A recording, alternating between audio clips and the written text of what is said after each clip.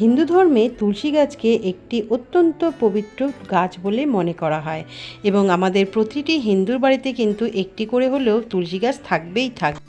মনে করা হয় এই তুলসী গাছে মা লক্ষ্মী বসবাস করেন। সেই কারণে যেই বাড়িতে তুলসী গাছ থাকে সেখানে মা লক্ষ্মীর কৃপা অবশ্যই বজায় থাকে। কিন্তু এই প্রচণ্ড গরমে অনেকেরই তুলসী গাছ মারা যাচ্ছে, অথবা যখন খুব ঠান্ডা পড়ে তখনও দেখা যায় অনেকের বাড়িতেই তুলসী গাছ মারা যাচ্ছে। কিন্তু সেটি কেন হচ্ছে সেটার কারণ হিসেবেই আজকের এই ভিডিও। তো ভিডিওটা শেষ পর্যন্ত কিন্তু অবশ্যই দেখবেন, আর যদি দেখার পর বলার থাকে তাহলে কিন্তু কমেন্টস বক্সে অবশ্যই লিখে জানাবেন।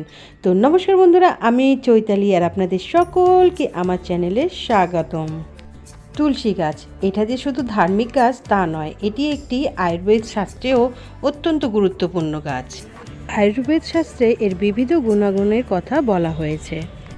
তুলসী গাছের পাতা খেলে নানা রোগ সেরে যায়, সর্দি কাশির উপশম করে, শরীরে তৈরি হয় নানা রকমের রোগ প্রতিরোধক ক্ষমতা। তবে তুলসী গাছ শুকিয়ে যাওয়া মানে অত্যন্ত অশুভ, তাই তুলসীকে কখনো শুকোতে দিতে নেই। তুলসী গাছ শুকিয়ে গেলে ঘরে আসে নেতিবাচক শক্তি, সেই সঙ্গে নানা রকম সাংসারিক অনিষ্ট অশান্তি সব কিছুরই সংকেত দিতে থাকে এই তুলসী গাছ। তো চলুন এবার এর প্রতিকার কি সেই সম্বন্ধে জেনে নিই। তুলসী গাছ কেন শুকিয়ে যায়। এখন আমাদের কলকাতায় প্রচণ্ড গরম পড়েছে, 41 থেকে 42 ডিগ্রি তো লেগেই আছে। তো এই গরম উত্তপ্ত আবহাওয়াতে কিন্তু তুলসী গাছের শুকিয়ে যাওয়াটা কোনো অকারণ নয়, অর্থাৎ অত্যধিক সূর্যের তাপে তুলসী গাছ শুকিয়ে যেতে পারে। আবার উল্টো দিকে স্যাঁতস্যাঁতে রোদহীন জায়গাতেও তুলসী গাছ শুকিয়ে যায়। লোকবিশ্বাস যে ঘরে নেতিবাচক শক্তি বেড়ে যায় সেখানে কিন্তু তুলসী গাছ শুকোতে শুরু করে। আর তুলসী গাছের ঔজ্জ্বল্য হারানো মানে সামনেই কোনো বিপদ ঘটতে চলেছে, অর্থাৎ বিপদের সংকেত কিন্তু এই তুলসী গাছের শুকনো দেখেই বোঝা যায়। তাহলে তুলসী গাছ শুকিয়ে গেলে কি করা উচিত? তুলসী গাছ আপনার বাড়ির উঠোনে বা বারান্দায় বা ব্যালকনিতে যেখানেই থাকুক, যদি শুকিয়ে যায় সেই গাছটি তৎক্ষণাৎ সেখান থেকে তুলে নদীতে বা কোনো আশেপাশের জলাশয়ে ফেলে দিন, কেননা শুকনো তুলসী গাছ বাড়িতে রাখা একদমই উচিত নয়। এবার হচ্ছে সব থেকে ইম্পর্ট্যান্ট একটি কথা, যেটা কিনা আপনারা তুলসী গাছে কিভাবে কেয়ার করবেন। হিন্দু ধর্মে তো তুলসী গাছের আলাদা গুরুত্বই রয়েছে, এই কারণে আপনি বেশিরভাগ হিন্দু বাড়িতেই কিন্তু এই তুলসী গাছ পাবেন। এই উদ্ভিদটি অত্যন্ত গুরুত্বপূর্ণ এবং একটি স্বাস্থ্যের জন্য অত্যন্ত উপকারী, সেই কারণে এটিকে ওষুধের মর্যাদা দেওয়া হয়েছে। কিন্তু প্রায়শই শুনতে পাই লোকের মুখে যে তাদের বাড়ির তুলসী গাছ শুকিয়ে যাচ্ছে, কি করা যায়। এই কিছুদিন আগে আমাকে এক দিদি জিজ্ঞাসা করেছিলেন তুলসী গাছ শুকিয়ে গেছে, তাহলে কি কোনো সংসারে অশুভ সংকেত দেখা দিচ্ছে। উনি যত্ন করা সত্ত্বেও নাকি তুলসী গাছ শুকিয়ে যাচ্ছে। তো চলুন কিছু টিপস আমি এই ভিডিওতে আপনাদেরকে বলি, যার কারণে আপনি তুলসী গাছকে সুস্থ রাখতে পারবেন এবং অশুভ শক্তি গৃহ থেকে বাইরে চলে যাবে, এবং যা আপনার ইতিবাচক দিক সেগুলো সব আবার সঠিক পথে চলতে থাকবে। তো চলুন টিপসগুলো আপনাদের জানিয়ে দিই, তাহলে দেখবেন আপনাদের তুলসী গাছ থাকবে তরতাজা এবং সবুজ সতেজ। টিপস নাম্বার 1 হচ্ছে তুলসী গাছের জন্য মাটি। তুলসী গাছ লাগানোর সময় খেয়াল রাখবেন এতে বেশি জল দেবেন না। বেশি জল দেওয়ার ফলে তুলসীর শিকড়ে ছত্রাকের সম্ভাবনা থাকে, তাই তুলসী গাছের জন্য সঠিক মাটি বেছে নেওয়া সবচেয়ে গুরুত্বপূর্ণ। শুধু মাটিতে তুলসী গাছ লাগাবেন না, বরং 70% মাটি এবং 30% বালি ব্যবহার করতে হবে। বালি ব্যবহার করলে মাটিটি ওয়েল ড্রেন থাকবে আর শিকড়ের গোড়ায় জল জমে থাকবে না। আর জল যদি ভালোভাবে নিকাশি হয়ে যায় তাহলেই কিন্তু আপনার গাছ সুস্থ এবং সবল থাকবে। টিপস নাম্বার 2 হলো টব নির্বাচন। তুলসী গাছের জন্য পাত্রের মুখ চওড়া এবং পাত্রটি গভীর হতে হবে। পাত্রের নিচে 2টি গর্ত করে নেবেন এবং নিচে একটি ছোট্ট পাথরের টুকরো বা টব ভাঙা দিতে পারেন। তারপর সার এবং বালি দিয়ে গাছটিকে বসিয়ে দিতে পারেন। অন্য আর কিছু না দিলেও চলবে, এতেই দেখবেন আপনার তুলসী গাছ তরতর করে বেড়ে উঠবে। টিপস নাম্বার 3, তুলসী গাছে জল কিভাবে দেবেন। গ্রীষ্মকালে প্রতিদিন তুলসী গাছে জল ঢালতে পারেন। বাস্তু অনুসারে রবিবারে তুলসী গাছে জল ঢালা উচিত নয়, যদি আপনি বাস্তুতে বিশ্বাস করেন তবেই এই কথাটি মেনে চলবেন। অন্যদিকে শীতকালে কিন্তু আপনি একদিন ছাড়া ছাড়া তুলসী গাছে জল দেবেন, সেটি রবিবারকে বাদ দিয়েই দিতে পারেন। আর বর্ষাকালে কিন্তু খুব একটা বেশি জল দেওয়ার দরকার নেই, বর্ষাকালে বৃষ্টির জল এমনিতেই গাছ পেয়ে যায়। তবে যদি অতিরিক্ত জল পড়ে তাহলে কিন্তু গাছকে একটু সাবধানে রাখতে হবে। টিপস নাম্বার 4, তুলসী গাছের জন্য সার কিভাবে তৈরি করবেন। তুলসী গাছের জন্য গোবর সার অত্যন্ত গুরুত্বপূর্ণ এবং এটি শুধু তুলসী গাছ নয়, সমস্ত রকম উদ্ভিদের জন্যই কিন্তু ভীষণই গুরুত্বপূর্ণ। তবে তুলসী গাছে কিন্তু গোবর সারটা আপনি সরাসরি না দিলেই ভালো। গোবরকে ভালো করে শুকনো করে তারপর সেটিকে গুঁড়ো করে সেটি গাছের সঙ্গে দিতে পারেন। অন্তত 2 বছরের পুরনো গোবর হলে সেটি বেশি কাজ করে।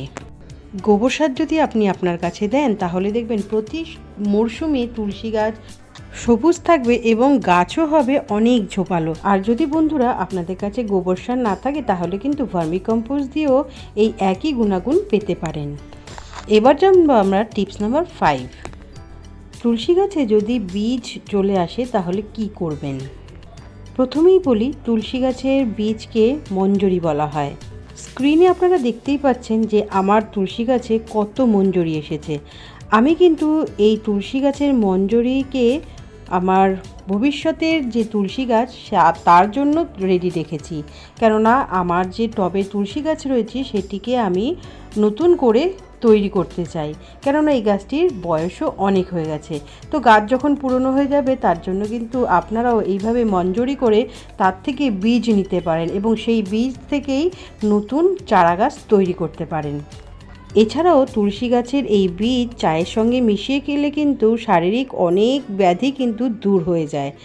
টিপস নাম্বার 6, সেটা হচ্ছে তুলসী গাছের ছাঁটাই কাটাই। তুলসী গাছকে ছাঁটাই কাটাই করা কিন্তু অত্যন্ত দরকার। যদি আপনি পাতার ডগার দিক থেকে কাটতে থাকেন দিন 15 পর পর, তাহলে দেখবেন পিছনের দিকের পাতাগুলো অত্যন্ত সুন্দর হচ্ছে এবং গঠনও গাছের সুন্দর হয়ে যায়। তাই তুলসী গাছের ছাঁটাই কাটাই কিন্তু খুবই প্রয়োজন। টিপস নাম্বার 8 হচ্ছে তাপমাত্রা। শীতের মরশুমে যখন তাপমাত্রা 15 ডিগ্রি সেন্টিগ্রেড থেকে 16 ডিগ্রি সেন্টিগ্রেডে নেমে যায়, তুলসী পাতা তখন কিন্তু শুকিয়ে যেতে পারে। ঠিক বিপরীতভাবে গ্রীষ্মকালে যখন তাপমাত্রা উল্লেখযোগ্যভাবে বৃদ্ধি পায় তখন পাতাগুলি পুড়ে যায়, কালো হয়ে যায় এবং আকারে ছোট হয়ে আসে। গাছগুলিকে উষ্ণ তাপমাত্রার নিচে রাখার চেষ্টা করুন, তবে খুব গরম তাপমাত্রার নিচে নয়। এটি যত্ন নেওয়া গুরুত্বপূর্ণ, কারণ এটি গাছের উপর বিরূপ প্রভাব ফেলতে পারে। কখনো কখনো তুলসী গাছগুলি গরম তাপমাত্রায় রাখলে শুকিয়ে যায়। তাপমাত্রা কমাতে আপনি গাছগুলো ভিতরে নিয়ে রাখতে পারেন। টিপস নাম্বার 9, আপনি কিভাবে তুলসী গাছকে পোকামাকড়ের হাত থেকে রক্ষা করবেন। যদিও তুলসী গাছে কোনো রকম পোকামাকড় আসে না, তবুও যদি আপনার মনে হয় যে আপনার বাড়ির তুলসী গাছে পোকামাকড় এসেছে তাহলে নিম তেলের স্প্রে ব্যবহার করতে পারেন। 1 লিটার জলে 10 ফোঁটা নিমের তেল মিশিয়ে সেই জল আপনি গাছে পুরো স্প্রে করে দিতে পারেন। এতে কিন্তু গাছও সতেজ থাকবে এবং গাছের পাতাও থাকবে অনেক সুন্দর। Tips number 10, Epsom salt. আপনি চাইলে তুলসী গাছে এপসাম সল্ট যোগ করতে পারেন। 1 লিটার জলে 1 চামচ এপসাম সল্ট মিশিয়ে গাছের পাতা ও মাটিতে ছিটিয়ে দিন। আপনি এটি আপনার বাগানের আরও যে অন্যান্য গাছ আছে সেগুলোতেও কিন্তু স্প্রে করে দিতে পারেন। তাহলে দেখবেন আপনার তুলসী গাছ থাকবে তরতাজা, সুন্দর এবং ঝোপালো।